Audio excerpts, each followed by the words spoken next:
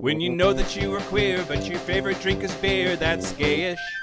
You can bottom without stopping, but you can't stand going shopping, that's gayish. Oh, gayish, you're probably gayish. Well, life's just too short for narrow stereotypes, so it's gayish. We're also gayish. It's Gayish with Mike and Kyle. Hello, everyone in the podcast universe. This is Gayish, the podcast with a limp wrist until it's time to fist. Oh, God. Wait. Yeah, okay. That's from Jake. Thanks, Jake. Yeah, thanks, Jake. I'm Mike Johnson. I'm Kyle Getz. We're here to bridge the gap between sexuality and actuality. And today we're going to talk about proud parents. Yeah, we're going to talk about being a parent of a LGBT kid in this day and age. Or many kids, apparently. Or many kids. Yeah. We're going to have some guests on to talk about being proud parents. And this episode is going to be a little weird, everybody. Enjoy. It's weird because I'm in Colombia, and we recorded this a long time ago from now when we're here today. Yeah, we pre-recorded an episode because of your crazy travel schedule so that we actually have a week off. I still have to edit this. I don't get a week off, but no rest for the wicked. Yeah, you know. Yeah, I don't get a week off either. I'm sure I've talked about this on the show a few times, but I'm leaving June 1st and basically not getting back until like the middle of August. There are a couple of exceptions. The only episode that we're going to record together in person in Seattle is the last weekend in June or something. It's bonkers. It's absolutely bonkers. Are you excited about your upcoming travels? I mean, you're in the middle of it now when this airs, but... You should see the size of my VIP-ness on Delta Airlines, Kyle. Like, it is insane. Yeah. I do like that part. I like being treated like a pretty princess when I get on an airplane, but I don't know that it's worth it. When we did our tour, you were always like, boarding sections 2, and then I had to wait till it was like section 17. Yeah. It was like, we've boarded the dogs. Yeah. We've boarded the insects that will be occupying this space. All of the dead bodies. We've carted on the dead bodies. Yeah. So I'm in the middle of this crazy ass travel. So this was however many weeks ago. So we're not going to do the news because I can't see into the future. Mm-hmm. Ooh, we could try to do the news. Oh, let's predict the news. Yeah. Hey, news the first. Something awful happened. News the second. Everything's bad, and something else awful happened. And we don't know whether we will have had. That's a lot of linking verbs. Any new Patreon folks? We could make up some names. Oh yeah, thanks to Schmoozle. Yeah, Schmoozle, appreciate you. And Kombucha? Kombucha. Thanks to Kombucha and Schmoozer. We really appreciate your patronage. If you want ad-free episodes a day early, you can go to patreon.com/Gayish podcast. Wow. Is that true? Yeah. Oh, okay. That's never something that you've done. Yeah. Yeah. Join Patreon. Okay, Kyle. Okay, Mike. We're doing this episode. It's Derek's fault. Yes. He knows these people. Yeah. Listens to these people. Is one of these people secretly in disguise? But no, it's really, really awesome when people are not only allies, but then also like good, supportive parents to queer kids. We've seen over and over and over and over and over and over and over again in studies that family support is like one of the best ways to prevent self-harm and suicide in queer children. And I think we should all be so lucky to have that kind of support in our lives. Yeah. Do you feel like you had supportive parents? As supportive as they could be, I suppose. I didn't come out until I was 30. And I know that Mom has been on a few times to talk about, like, how gay was I before coming out. But she had a gay uncle. And so that side of the family really didn't bat an eye at all. And, of course, she's been super duper supportive on the show. Mm-hmm. And everyone's mom. Yeah, everyone's mom. And then Dad kind of struggled a little bit. I think, he was always nice to my ex, as nice to my current partner. And I think when his parents were still alive, he had some like shame about that. So even though he was supportive of me, definitely didn't want his parents to know. Yeah. That felt weird. Yeah, that's hard. But they're dead now, so everything's great. You don't have to worry about it anymore. And I know that your parents struggled for a minute. My parents struggled for a little bit when I came out. We basically like talked and cried a whole bunch for like months, and then landed on the fact that my parents didn't want to know anything about that side of me, and so we would eventually grow apart and never talk again. And that's just kind of where we left it, which was like really disappointing that my parents were like okay with that being the end result. And then I remember like I would avoid talking about, like, I joined like LGBT organizations, and so when I would call my parents and chat, I would avoid giving those kinds of updates. And eventually when I got a boyfriend, I started telling my mom about my boyfriend, and she like asked questions and was acted like it was, you know, just the same, I think, as she would act if I got a girlfriend, like interested and talking to me about that. And I was like, oh wow, they've come a long way without me really realizing it. They kind of figured their shit out, I guess, behind the scenes. So yeah, now they're really supportive. My dad bought me a little Pride Lego set once, so you know, they at least give me a gay thing there. Yeah, so yeah, they've come a long way. And then also we have a gay cousin who he visits them now in their place in New York. So they get to act, and his parents aren't super supportive, so they get to act as the like cool aunt and uncle, I think. Yeah. To like ask him about his like boyfriend, or ask him about how things are going and all that good stuff. Yeah. Oh, that's nice. Yeah.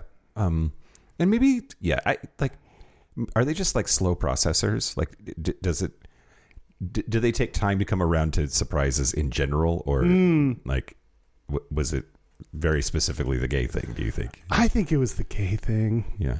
Yeah, I think it was that. I'm a slow processor, so maybe I got that from them. I don't know. I think it was just being gay. They just had a bias against it and didn't really know what it meant, or that it wasn't my choice, or any of that. So I think they had to come around to that. I think I had to be gay for a long time for them to accept that I was not making a choice about it, that it was just who I am, and that it wasn't going to change back. So I think they needed that time to accept that part of it. Yeah. Yeah. No, that makes sense. It's got to be hard being a parent and having like one idea of how your kid's life is going to go, and then find out that vision is totally wrong. Yeah. Yeah. Really shatters like a lot of your hopes and dreams that you have for the future. And yeah, I guess that'd be a hard thing. I also think don't have kids if you need them to do a specific thing in order to make you happy. Totally. Yeah, absolutely. But okay, we're going to take a break. And when we come back, we're going to have Erin and April with us to talk about their queer kids. Yeah. All right. Do you want to take a break? Yeah, let's take a break. Let's have a baby. With me. Break. This is the part where Mike and Kyle take a break. Are we back? We're back. We're back. We're here with Erin and April, here to join us to talk about being proud parents. Thanks so much for being on. Thanks for having us. We're happy to be here. Yeah. Yeah. Okay. So just right out of the gate, a little bit of like information. Where are you at in the world? What are you up to? Maybe we'll start with Erin. So I live in Idaho, and I have 3 kids. I have a 16-year-old, one who will be 15 here in a couple of weeks, and an 11-year-old. And I have a podcast. I am a dental hygienist. I am a travel planner. I have all kinds of things going on.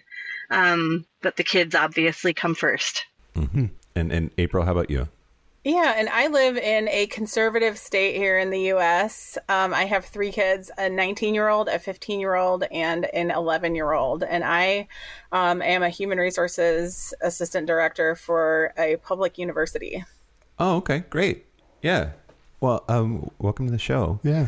Yeah. Well, first, let's hear a little bit about your kids. What made you decide you wanted kids, and how's the process been raising kids in the state, wherever you're at? So I always wanted kids. I had a really great mom who was kind and fun. And I think having a mom like that made me want to be a mom like that.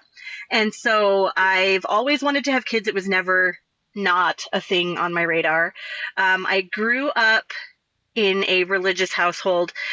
We kind of bounced from religion to religion until I was a teenager. And at that point, we converted to the LDS faith, the Mormon religion. And from 15 until I'm 46 now, and I would say that I have not been attending the LDS church now for the past 8 or 9 years. So for a good chunk of my life, I was an active Mormon. And families are huge when it comes to that religion. That's a big part of the LDS religion is families are forever. And you know, if you don't have a family, you kind of don't belong. And so it was just something that always was on my radar. Now that I have kids, I mean, I wouldn't trade it for the world, obviously. It's harder than I expected it to be. And not that my kids are hard. My kids, all 3 of them, are really great, fun, easygoing, kids who really are conscientious of other people, who, you know, do what they're supposed to do when it comes to school. They do what they're supposed to do when it comes to holding doors for people and being kind.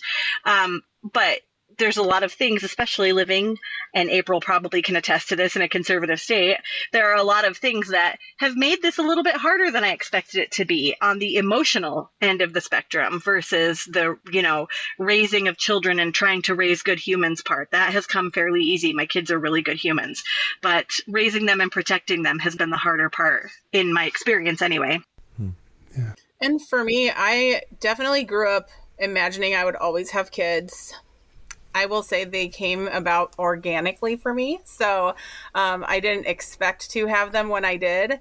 So I got pregnant when I was 24 years old, while I was still in my undergraduate school with my first child. And then my second child was kind of a surprise too. And my third child also. So I'm just like very like, surprise. That's like the story of my life with my kids. But that's great. I think I would say like I always say like my first kid kind of saved my life because I was sort of going down like a wild partying path. And so he kind of came along and got me into a different place, because I also grew up with like a great mom and had a really solid role model for what that looked like. Where Erin and my stories diverge, I grew up in a very liberal faith, the Unitarian Universalist. And so that is a faith that's actually doesn't have a creed. You can believe whatever you want as long as you're not hurting anyone. They have kind of principles that are like inherent worth and dignity of every person, just really taking care of the environment and each other and caring about the democratic process. And so very liberal. And being in kind of the Midwest, which is where my state is located, there was a strong humanism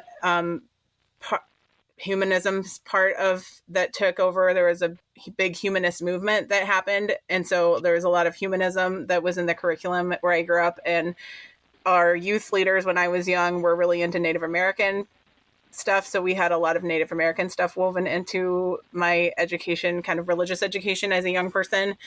So I think that really played a role in how I acted as a mom and wanting to make sure that my kids kind of had a well-rounded view of the world and could believe what they wanted to believe as they were growing up. So being very open, being very like that, the church in my town that I grew up in, the Unitarian church, was the only LGBT open and affirming church when I was younger. Now there's many more, like there are Christian churches that are open and affirming now in the town. But at the time when I was young, ours was the only one. So kind of growing up, I was already involved in being on the LGBTQ, like being an LGBTQ warrior and like working to kind of build some movement around that. So I was already sort of kind of the perfect mom to have a trans kid. Yeah. And so that's been lucky for my child. Yeah. Yeah. So, and you mentioned your kids, both of you did. You just said you have a trans kid. Do you have other queer kids? Or I don't want to say just, that's the wrong word, but like you have just the one, or you Any other queer kids? So I have a trans child. My 15-year-old is a trans child. My oldest child does not appear to be queer in any way. And I don't know for sure. My youngest child's 11. So he's not really at the age where he's really making those decisions yet, but so we'll see on that. But right now I have a transgender child who's my 15-year-old. Yeah. And my 16-year-old identifies as straight. My son, who will be 15 here in a couple of weeks, is gay. And my 11-year-old has mentioned that she thinks she may be bi. And so I have kind of the gamut, I guess. And so April was just talking about sort of the faith that she was raised in as being sort of liberal and affirming. That's one way to arrive at allyship. I'm curious how you arrived at being an ally, given your path. Being a Mormon. Yeah. It's definitely not what we're taught. So I think it kind of goes back to me talking about how my mom was just a really good person. My mom died when I was 30, and so I've done a lot of my adulthood without her. I've done all of my parenting without her. My oldest was 10 months old when she died, and I think that she just raised me to like people. Like, she raised me to love all people, accept all people. And I think that's a fundamental idea of Christianity as a whole that people forget. They get hung up on the nuance and the rules that have been made along the way. And I'm just actually a really big fan of loving everybody. And people's lives don't impact me. I don't get to make their decisions for them. I don't get to dictate how they live their lives. I dictate how I live my life. And I need to live my life in the best way that I know how. And that means just being kind and good. And so that's kind of where it started for me. And then when my son was born, my husband actually even says that he knew holding him in his arms in the delivery room. He says, I looked at him and I knew then that he was going to be different and that he was going to be something special and that he was going to teach us a lot of lessons. And, at a very young age, he was obviously, we always attributed it to him being quirky. And even still, he's very quirky. But he, was always in a dress. He was always a princess. He was always, and so my father-in-law specifically would talk about, well, you need to get that boy some guns and let him run around with a 6-shooter. And I was like, I don't actually. I'm happy with who he is. He's fine. And so things like that kind of started chipping away. There's a belief in ex-Mormons. I guess I'm an ex-Mormon. I'm still a member of the church. I just haven't been in a really long time. But there's this idea of a shelf breaking. And what it is, you have this shelf and things start to get piled on the shelf that you're like, ooh, that doesn't make sense. Or, ooh, I don't agree with that. And the more things that get piled on the shelf, the heavier the weight. And at some point that shelf breaks. And that's when you finally make your parting way. And, all of these things started happening. People started making comments about him not being boy enough and him not doing the right things, and it started to pile onto my shelf. And the more that piled onto my shelf, the further I got from that religious upbringing or religious notion that we shouldn't, that there are these rules that we have to abide by in order for some higher power to love us. So it's been a long process. I wasn't the same person when I was 20 as I am now. And it's been a long process of just realizing that the answer is just to care about people. Erin, you mentioned that a lot of things that made you suspicious that your son may be gay, or you mentioned different in some way. When did you officially was there a coming out process, and how did that go for him? Yeah, kind of. When he was in elementary school, he came home. I remember one specific instance. He came home and I could tell he was upset at dinner one night. And his name is Asher. And I asked him a couple of times what was going on. And he was just like, oh, nothing. And then when we were done with dinner and I had cleaned everything up, I needed to run to the store really quick. And I made an excuse to bring him. I was like, Asher, why don't you come with me? And we got in the car and I was like, okay, it's just you and me now. Can we talk? And he was like, sure. And I was like, what's going on? And he was like, oh, nothing. And I said, well, I can tell that you're down. Can you please just talk to me? And he was like, yeah. He's like, some kids at school today told me I'm gay. And I was like, are you? And he was like, no. And I was like, okay. But guess what? Had you said yes, we would be in the exact same 2 seats in this car. I would still be your mom. I would still love you. You would still be my son. You would still be Asher. I would still be Erin. And I'm like, and nothing would have changed. And he says, okay. And I said, so I just need you to understand. And that's when I started suspecting, like, okay, there's something going on here. And he's not ready to talk about it, but I feel it. And I was just like, I just need you to understand that nothing changes. Nothing changes if that's the case. And I was like, straight, gay, otherwise, nothing changes. And he was like, okay. And so then he was probably about 11 when he came to me one day and told me he needed to talk to me. And his older sister and he are very, very, very close. And so she was there with him. And I was like, what's going on? And he wouldn't talk to me. And finally I was like, why don't you write it down? It would be easier to write it down and not say it out loud. And he was like, yeah, let me go get some paper. And he ran in and I looked at my daughter and I said, do you know what it is? And she said, yeah. And she said, and so do you. And I was like, okay. And I knew exactly what it was. And at that point, he came out as bi. He told me he was bi. And then, another year down the road, we were talking about something and about him potentially having children someday. And he says, I don't think I'm going to have kids. And I was like, how come? And he's like, because I like boys. And I said, but you said you liked girls too. What if you find a cute girl and you settle down and get married? And he just kind of stared at me for a minute. And he's like, Mom, I don't like girls. And we had a moment where I was like, why though? Why didn't you tell me? I've made it very clear to you this entire time that you don't have to be anything that you're not for me. And he was like, I know, I was just scared. And so that was a process too, but there was a little bit of a coming out with him. And just recently, my in-laws are very active in the LDS church still. And just recently he came out to my mother-in-law within the last 3 or 4 months, which she knew, there's enough talk in the family that she knew, but he finally sent her a text message and just said, hey, Nana, I need to let you know I'm happy. I'm safe, but I'm gay. How did that go over? She told him she loves him no matter what. So that's great. That's a good thing. Yeah. Yeah. April, I have the same question for you. Was there a coming out process with your kid and how did that go over? Yeah. So in our family, we have a very close family friend who, when I was young, so like when I was a teenager, this person had come out to me, who was like an adult at the time. And so I had gone through all of the feelings of like, wait, is this person the same person? Even though they really are a different gender.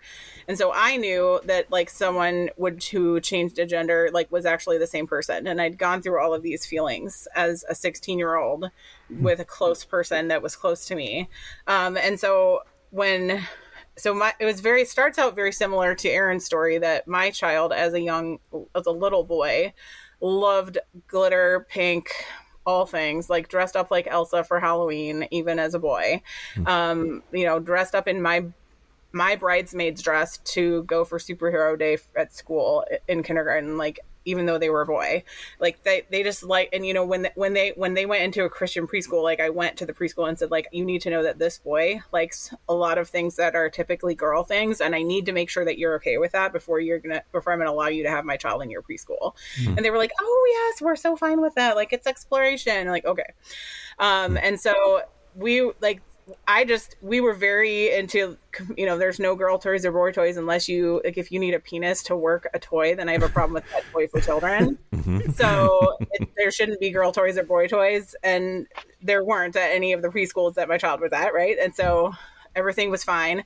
So in kindergarten, she went to kindergarten as a boy, and all through preschool, when they would do like, what do you want to be when you grow up? She would say, like, when I grow up, I want to be a builder.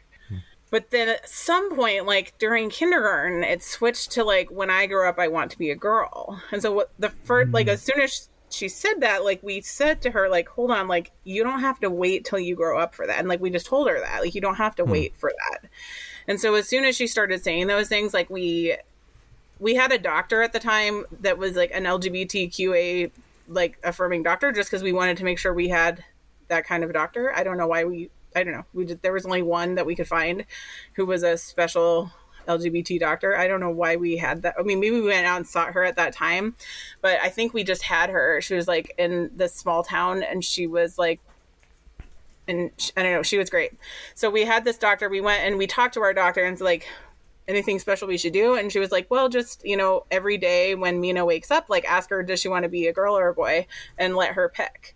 And so so we tried that during the school year, but like we are chickens with our heads cut off every day during the school year trying to get to work and school, and like it is a disaster. So like almost always we would just forget to do that.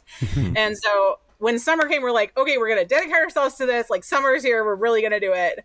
And so we really did it, and like every day she wanted to be a girl.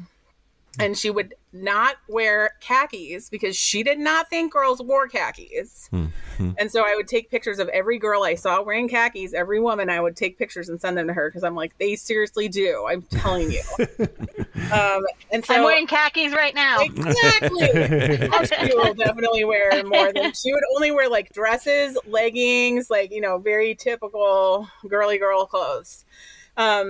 But really where the girl clothes came in, I think my husband and I were very athletic back then, and we were running a race, and she was staying with my ex-husband's and his wife. And they happened to see, like, they walked past the store and there was like this stripy dress in the window, and she really wanted it. And so like they went in and bought it for her, and like she put that dress on, and it was like the rest of the summer was dresses only. That was it. That was all. And so over that summer between kindergarten and first grade, we just transitioned from boy to girl gender. And so like that summer I like called the school, made an appointment with the principal, like went in like mama bear ready, like I'm gonna fight everyone if I have to. Like I was like, you need to get me a teacher who is experienced. I cannot have anyone fresh out of school handling this shit. Like I don't know what's gonna happen when my kid comes in, but like I will fight all the parents if they need to line up, like line me up and I'll fight them all one by one. Because I don't know, I didn't know what was gonna happen, but I felt like something was gonna happen. So they got me in with so the principal comes to meet with me, and like, here comes the counselor. God, she was the best. I swear to God, she'd been training for this her whole life. Like, trans kid at my school? Yes! Like, was so freaking excited. She like went out and bought all the books, and she like came, like she was so ready. So she was so excited to have a trans kid transitioning at her school. And they had the perfect teacher who to this day, Mina says like her favorite teacher in the entire world, who had been teaching for like, I don't know, at least 15 years maybe by this time. So this teacher was amazing. She would give me like hilarious updates about the kids, because it turns out the kids are amazing and they don't give a shit. I don't know if I'm allowed to swear in your podcast. You can delete it if I'm not. You are for sure. All right. Well, you said it was not. Yeah, you said something earlier that made me feel like I could. So, okay, yeah, they were great. And the kids would come in line, and she said she overheard like one of them say to Mina, like, so do you have all the like memories that Martin had, like her dead name? Like, do you have all the memories, or like, do I need to tell you, like, do you remember me from before? Like, that was all. They just wanted to know, like, do you remember when we were still friends? Or like, do I need to tell you who I am? It wasn't like worrying about like upset that you're now girl. They just wanted to know, like, do you have the memories, or do I need to fill you up to catch you up to where we are, you know? That's really funny. The idea that maybe you forgot everything from before. Yeah.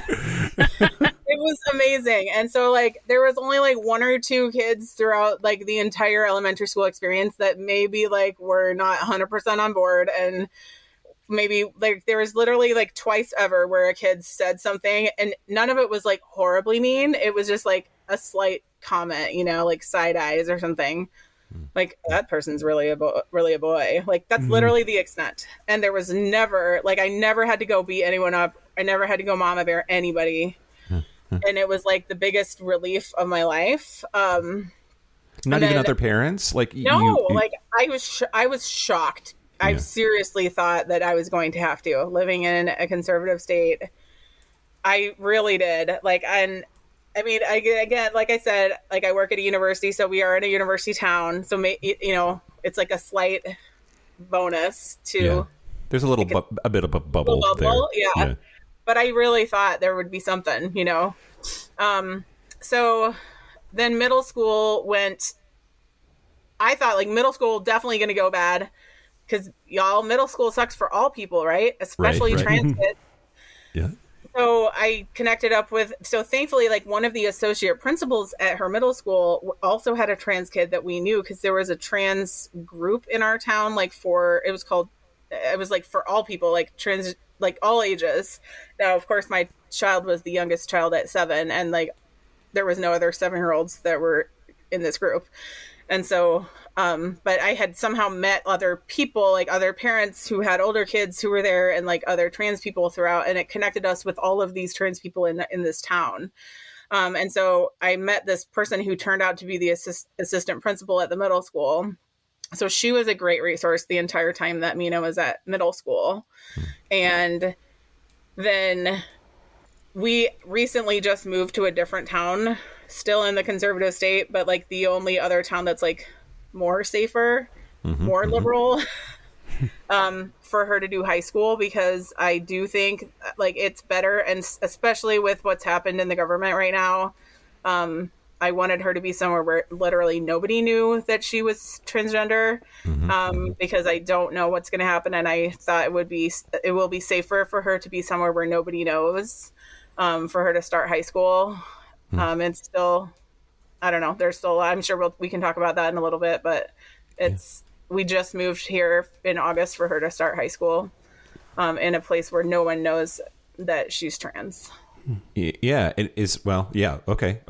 Yeah, we can talk about that in a little bit. I have so many questions. But it sounds like you sort of had your village or your support structure, and maybe you have to rebuild that a little bit with the move. Yeah, and I think, well, part of it is that the high school in the town we were in, my son, who's 19, had just gone through that high school, and it was real bad. I knew it was bad, and so I knew that I wasn't going to have the support that we'd had in the middle school and the elementary school at the high school. Yeah. So I was needing to find a place that would have the support, and I have siblings that live in the town that we moved to who also has a trans child, and had told me that this town is really good and really great with supporting trans people, and it does seem like it is really good.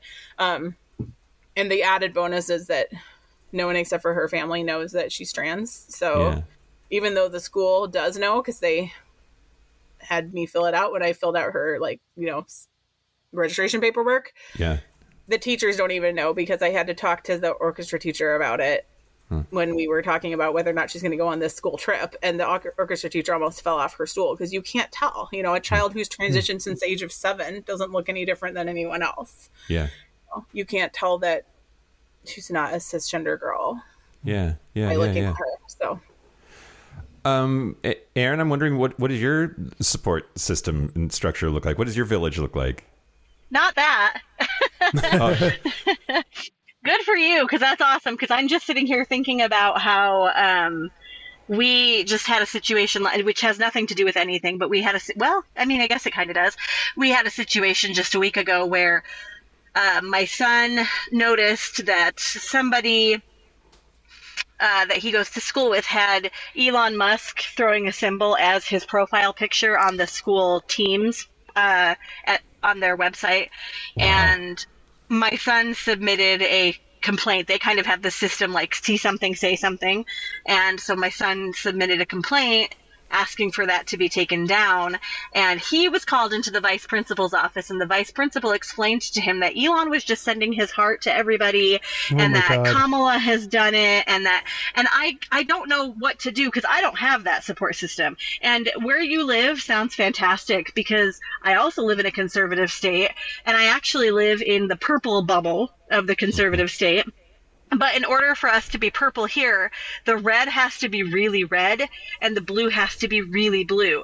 And so, as much as we are purple, we are very red.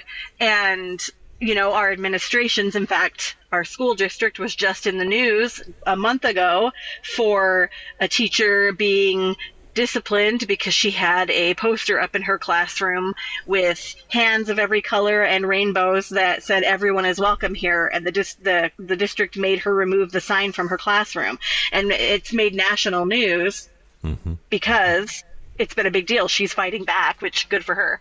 But so no, I don't feel like we've had that. That being said, he's pretty okay with who he is, and I think which is hard for me, I think that he just takes the brunt of the negative feedback that he gets, which is occasional. I mean, it sounds like it's probably more than what your daughter receives. He gets called names in the hallway. He which he doesn't typically tell me. Like I mentioned earlier, he and his sister are very close. She's the one who talks to me about it. And he doesn't really tell me, which concerns me. I think that I wish he would talk to me a little bit more about it just so I know where he is with his mental health. But my closest personal friends feel the same way I do about things. Aside from that, I mean, our family doesn't, and our surroundings don't. And so I don't have that same feeling that she does.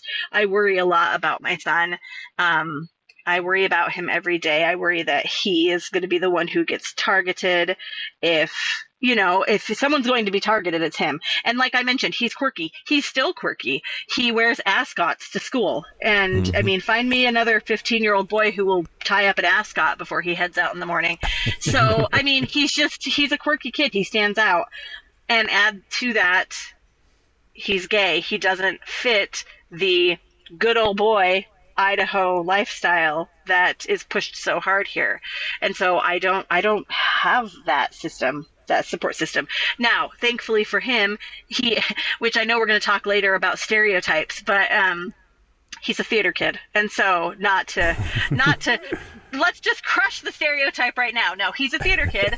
And thankfully he has found his little group of weirdos, and my daughter's also a theater kid. And so they have a really spectacular group of friends who are really good kids who are accepting of everybody no matter what. And I'm grateful for that he has that little bubble wrap enveloping him and keeping an eye on him for me. And yeah, but other than that, no, I don't feel like there's a great support system. And I was just listening to you talking about your counselor and thinking about that story of his vice principal explaining to him how he was incorrect and how, it was not what he thought it was, which it absolutely was what he thought it was. And I wish I could find that one. And I mean, my kids' theater teachers and their theater, anybody that they're working with in the theater side of school, obviously, well, not obviously, but is a lot more accepting and a lot more aligned. But outside of that, there's not a great support system here. How about other queer kids? Is there community that way for your son? Yes. Yeah, there is. He's got, again, just feeding the stereotype, all these theater kids, there's a bunch of them who are queer along with him. And so, yeah, he's got that great group there. I think I was thinking more from an adult perspective. I was thinking more of the adults who, it's our job to protect these kids, right? And my kid is for sure not on the list of children to protect for some of these adults. Mm-hmm. I think that's kind of where I was coming from with support system. April, a little bit ago, you used the word warrior to describe yourself. I'm wondering if you could say some more about that, what that means to you. Yeah, I think I was trying to find words and words weren't coming to me. And from a very young age, LGBTQA issues have been really important to me. And I think that was my first, so in my faith, I don't know if it's really called a faith, but at the Unitarian Universalist fellowship that I grew up in, we do something called social justice. And so that's the main social justice issue that I really would work on. And that was the first march that I marched in was for gay rights and working towards that. And so I think then later in life, I was married to a Black man and worked on Black Lives Matter and things like that, and found the two communities very, very different to work within. And so that was kind of interesting to kind of work with the two different communities that were very, very different. And so, yeah, I really do think though that having that foundation in growing up, just supporting the LGBT community did just make me the perfect mom for my kid. And just having that background and knowing people, I in my high school, I was part of the first ever LGBTQ group that we had there. We started the group, right? And so I think that helped to just put me in a place that was ready to accept her. And I'm glad that I could be that mom for her. And I wish that I could be that mom for everyone else, but Yeah. I know not every kid gets that kind of parent, and it's it's sad. I think like when we would go, from the time that she transitioned, we went up and worked with a doctor medically on checking when she would go into puberty, and so we'd go up and meet with this doctor I think we went maybe every year until she was at the age for puberty, and then they had us go every 6 months to check whether or not she was in puberty. And that doctor, you could tell, was just like so relieved every time they were meeting with us, because she didn't have to try to convince us that it was the right thing to do to be helping your kid. And she would enjoy her sessions with us because we were just so happy to be there. And then there was like when the study came out that showed that transgender children who get to be in gender affirming families and who get their gender affirmed from a young age have the same exact mental health incidences as people who, like cisgender kids that grow up, rather than the high incidences of like suicide and negative mental health things that transgender adults have who don't get to grow up in the gender that they identify with. That was a huge turning point for her, because she actually had a study that she could show parents to say, it really helps your child to allow them to have the gender affirming care. And I definitely think we're obviously taking steps backward now with things that are happening. A world that doesn't seem to care about facts and studies. Yes, right? they're making up. I wouldn't even, facts, so. and I wouldn't call it steps. I would just call it big old freaking leaps backwards. Yeah. Yeah, what's it been like raising children at all, much less LGBT children, during this administration? Oh, it's been fantastic. Thanks for asking. Yeah, no problem. It's hard, and it's hard because and again, which it sounds like you've got this great place. I live in the liberal bubble of Idaho, and it's still not that great a place. And so we frequently talk about where else could we go? And honestly, every time we really talk about it in depth, I feel like the answer is outside the U.S. Like, it's not here. And it's hard because we like it here. For the most part, we like it in Idaho or specifically in Boise for the most part. And I think he likes it here quite a bit, but it's just, I feel like I don't know. I don't know the answer. I don't know what to do or how to go about it, because it feels very outside of my control. And the only thing I have control over is me and what I do. And so I guess that means if it gets to the point where we have to move, right? And we have to leave. And I know, in fact, listening to you talk, we have a friend who has a transgender daughter, and they moved out of the state because she wasn't allowed to receive any kind of gender affirming care here. And very similarly, we did not know she was not born a girl. And when we found out, I about fell out of my chair, because exactly what you were saying, I would have had no idea. And I think that the media and the government has painted this very incorrect picture of what LGBTQ people in general look like. Like, they've just painted this, this very, I don't know how to explain it, but they've just painted the wrong picture on so many things. I could go on and on of what it is. And it's not. It's the little girl who, sat by us at volleyball games for years that we knew growing up, and I would never have ever thought anything different than her being a cute little dancer girl. Yeah. The right-wing Twitter, or X, I see all the time people saying things like, you can always just tell. And no, you fucking can't. Like, that is such a horrific lie, and it perpetuates so much violence. And it does. And it puts these kids in danger. And making comments, and that's the thing that I have the hardest time with, is these kids who walk down the hallways and call my child a slur. It encourages other children to do that, and it puts my kid's life at risk. And I don't understand how there are parents out there who have raised such assholes to think that is okay to gang up on somebody and put their actual life at risk for something that they don't understand A, and B, has no impact on them at all. Yeah.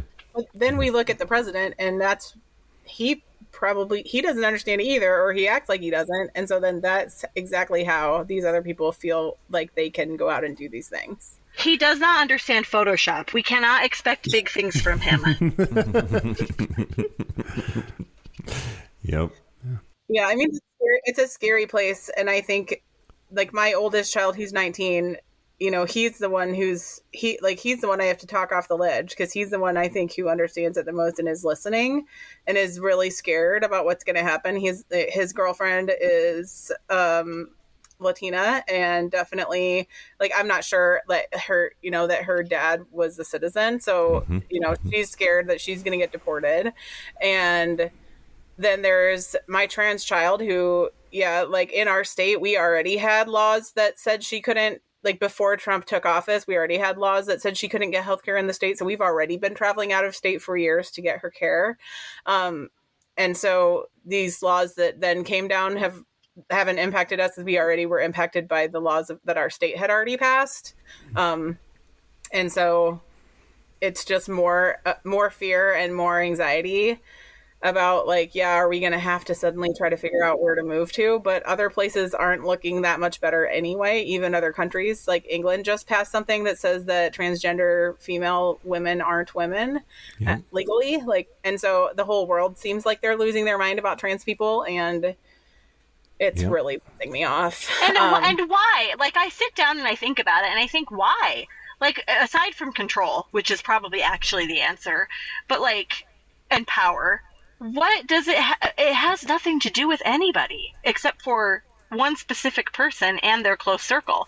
So I just don't understand the fear and the fear mongering and the othering that goes on. Well, I think that's what it comes down to, a fear and a lack of understanding that people have about something that most of the time doesn't impact them. And I think, too, right now, there is especially in our country, there is an othering that is happening. And there is, if you can, I learned once upon a time that if you can create a common enemy, you can create a bond. And that's what feels like is happening, is we are finding this, I use the word we, not me. But there is a large group of people in this country who are finding an enemy. They're making enemies up so that they can rise above that other group. And have power over that other group and feel safe. Maybe that's what it is. Maybe they feel safer because they're not part of that group, because they don't have a child who is part of that group. So they don't understand it, and they feel safe if they can other that group, because it doesn't affect them. They're fine. Yeah. Yeah, I say it on the show pretty regularly that there's this list of adjectives, right? The default in this country is a cis, white, straight, able-bodied Christian man. How many of those things can be different and you still treat that person like a human being? I think is really what it comes down to.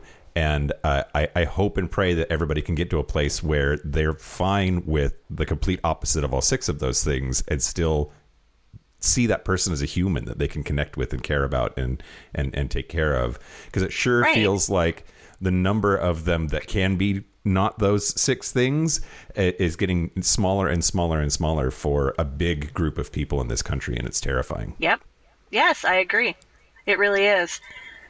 And you mentioned that your older son is like her biggest advocate and the one who is more nervous. And that's how my older daughter is. Like, she's the same. And like I said, he'll come home from school and he won't say a word to me. And she'll find me when we have a quiet moment later and be like, Mom, you need to talk to him. This happened today. And she's the one who's watching out for him. She is the one who, if I gave the word tomorrow, like, let's go, she'd be packing the house before anyone had a chance to do anything. Like, she's his warrior for sure. I mean, I am too, but she is absolutely in his corner. And so I guess bouncing back to that support system, I guess he has a really, really, really great ally in her, and I'm grateful that he has her as a sister. I hope he is too. I think he is. I think he knows. You both sound like you've done a lot to help support your kids and be the right person to be able to have and raise his kids. Is there anything that you wish you would have done differently now knowing that your child is LGBT? Not for me. No.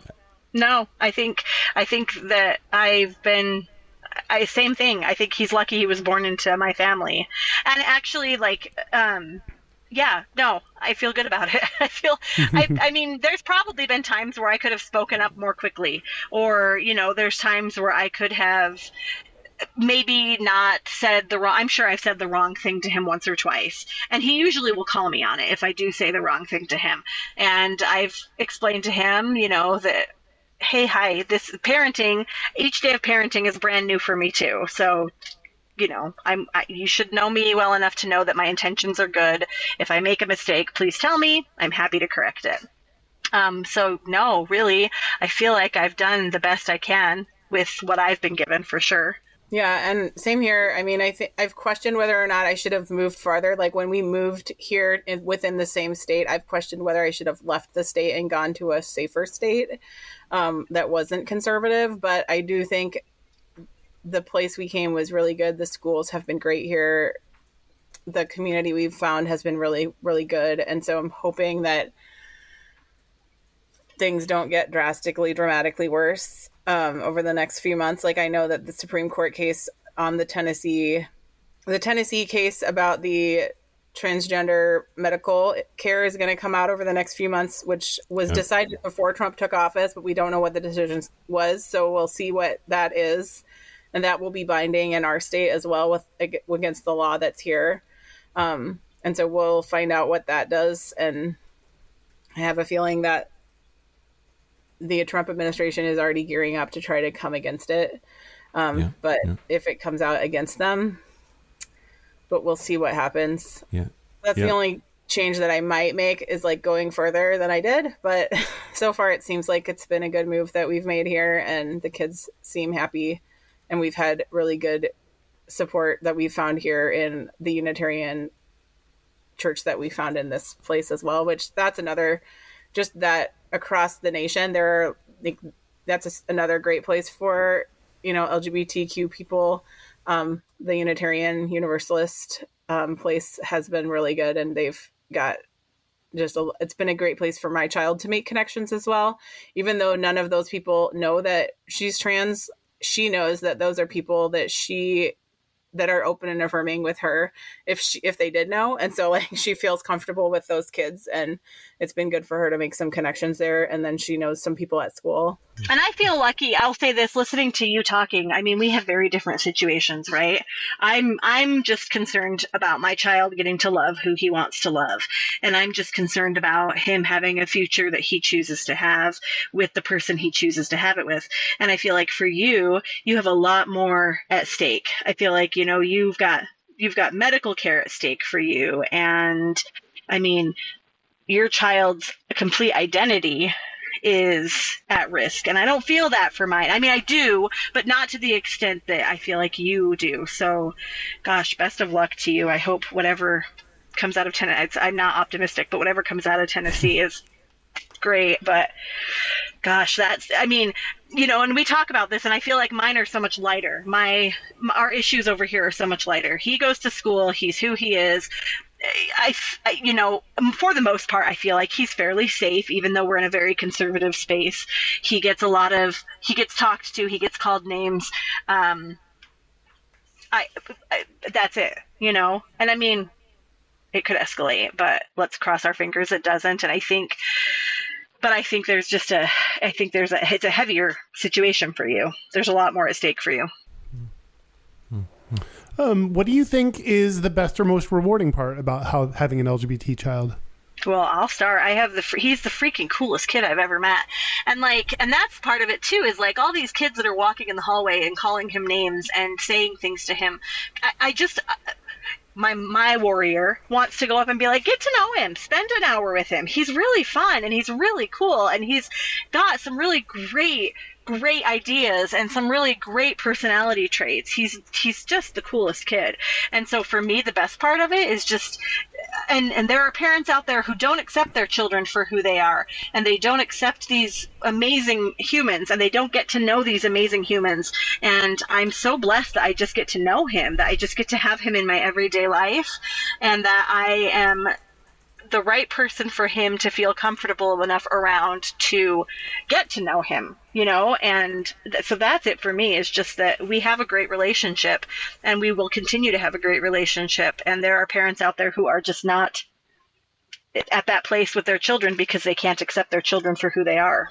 Yeah, for me, I mean, I'm lucky that I have my trans daughter, because otherwise I would have had all boys. And I don't know, like, I still think maybe she would have been my best friend still, even if she was a boy, because we were always really close. But like, she is like, just like, we are so close. Like, we really are. And having this opportunity to spend so much time together, especially now that we have to go out of state for her care. Like, we spend a lot of time together anyway, but we now are forced to spend more time together, and we get to, and so also because we have to go out of state, I try to make it more fun. So like, last time we went out of state for something, like, we went out of state because we were prepping for, we were doomsday prepping. So we knew that, like, we didn't know what was going to happen when Trump took office. And so we'd been planning with the doctor for, well, we are going to do our best to be ready. So we went in December and got a brand new implant put in her arm, that it'll last for 2 years. That's the best we could do, because it's the longest it'll last.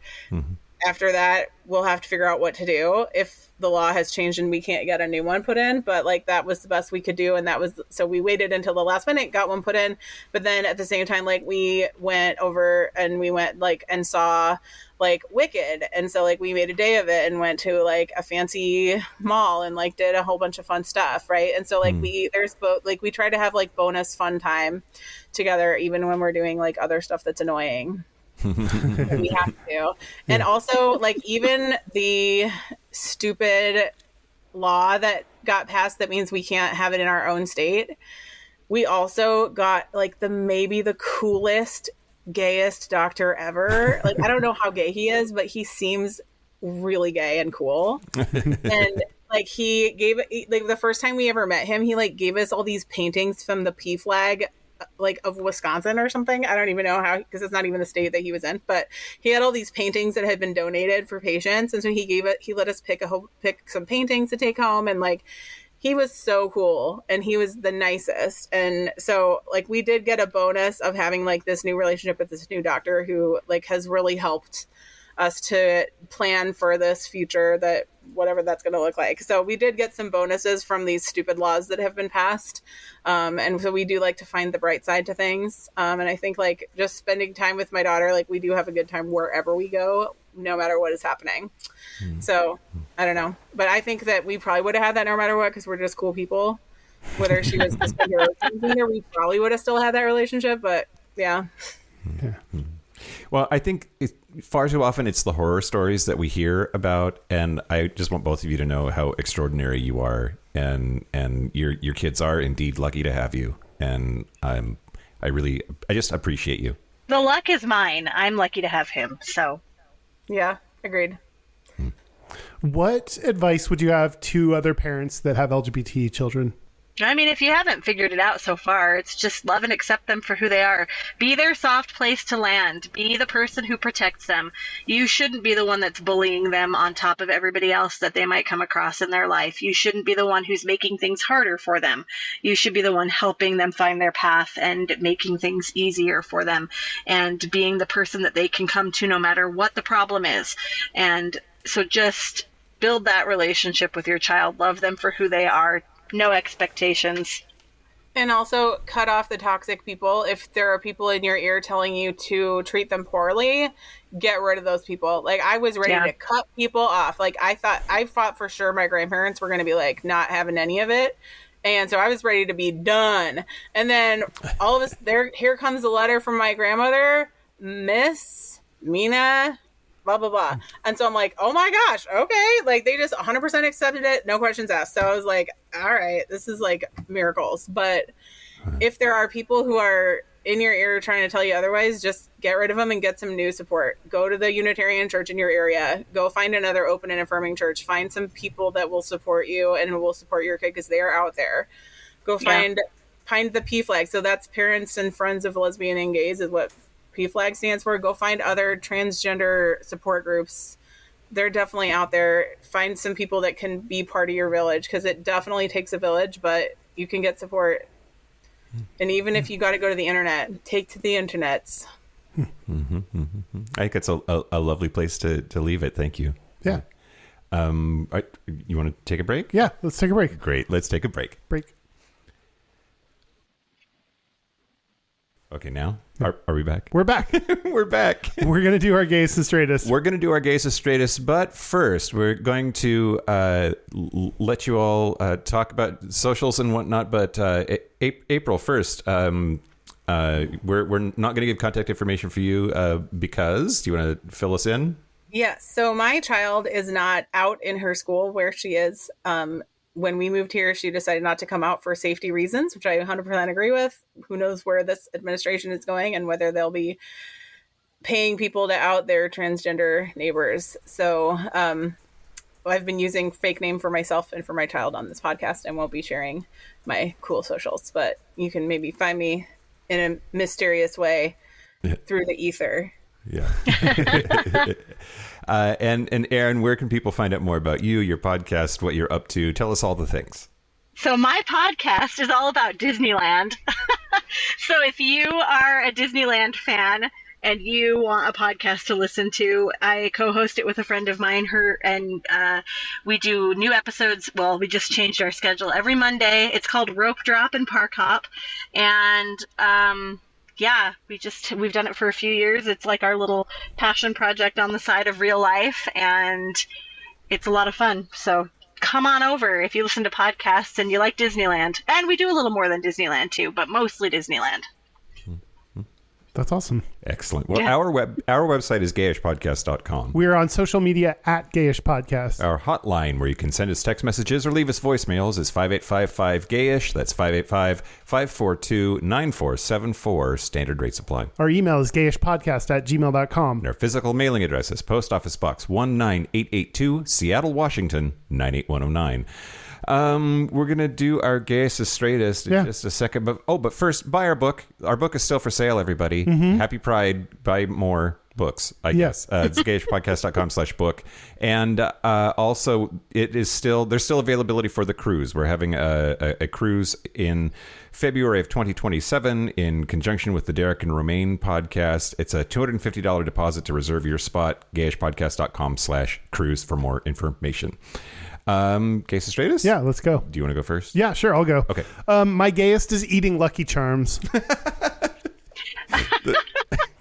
It just felt gay. That rainbow is going to make you gayer. That rainbow definitely made me gayer. All those mallows. My straightest is I didn't have much straight, so I drank cider instead of drinking wine. Like I bought cider for myself. Great. Usually, if I'm out at this grocery store, I'm buying wine. So the fact that I bought cider is as straight as I could come up with this week. Yeah. Okay. Yeah. Okay. How about you? Well, the gayest thing about me this week was when we had Chris Bola from the wine episode was over, and he brought a bunch of wine, drinking white wine, and actually I liked it. Oh, you're a convert. I liked the white wine. This particular white wine, Kyle, don't get crazy. Let's see. Then the straightest thing about me this week, I don't know why it feels like the straightest thing, but A.E. Coleman gave us a bunch of mead when we were in Dallas for the live show, and I drank all the mead.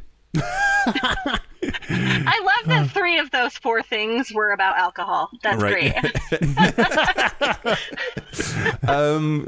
April, how about you? Okay, the gayest thing about me, well, this week and most weeks, or one of the gayest things, is I wear super gay socks all the time to work. They're very rainbow colored, and I often mismatch them on purpose because I love to. There's many gay things about me, actually. And then I'm really having a hard time thinking of a straight thing about me, so I came up with, I drink diet lemonade. That's the straight thing about me. I love it. That's fantastic. Erin, how about you? Bring us home. So I actually asked Asher to help me on this one because I was like, what do I do that's gay? I don't even know. What is gay and what is straight? And he told me that some of his friends think it's really suspicious that my podcast partner and I go to Disneyland so frequently, just the 2 of us. Oh. Apparently the gayest thing I do is take trips with one of my friends to Disney frequently. And the straightest thing I do, I drive a Toyota. That's great. I love it. That's perfect. Well, April and Erin, thank you again so much for being here and being such awesome parents to your queer kids. And we really appreciate it. Thank you. Thank you again for having us. Thanks for having us. And I also want to thank our super gap bridgers. Thank you to Locomotive, Simon Srirachi, Kaylee Adams, Kid Oliver, Kobe Gordon, Squaggle, Pip, Andrew Bugby, William Bryant, John Crowley, Yost Osel, Jonathan Montañez, Forrest Nail, Steve Douglas, Explosive Lasagna, Michael Covington, Thomas B, Dusty Sands, A. Coleman, Chris Cacciatorians, Jerome York, and Cian and Javi. Thank you for your support. Thank you for your money. That's it. This has been Gayish from the Chris Cacciatorian Studios. I'm Mike Johnson. I'm Kyle Getz. Until next week, be butch, be fabulous, be you. See you next week. See ya.